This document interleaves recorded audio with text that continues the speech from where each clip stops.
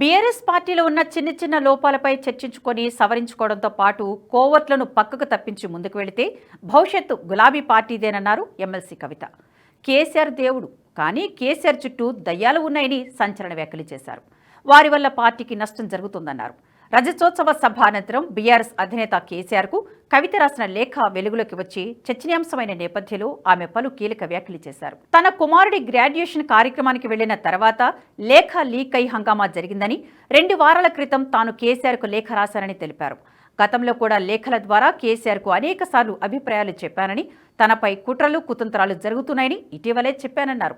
ఇప్పుడు లేఖ బహిర్గతం అవడంతో ఏం జరుగుతుందోనని పార్టీలో ఉన్న అందరం ఆలోచించుకోవాల్సిన అవసరం ఏర్పడిందన్నారు కవిత.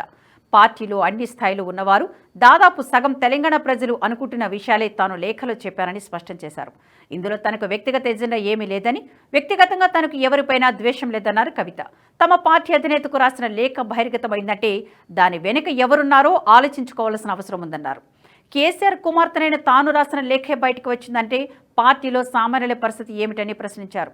దీనిపై చర్చ జరగాల్సిన అవసరం ఉందని, తాను కేసీఆర్కు లేఖ ద్వారా వ్యక్తపరిచిన అభిప్రాయాలు ప్రత్యేకత ఏమీ లేదని, అయితే అది బహిర్గతం కావడం బాధాకరమన్నారు కవిత.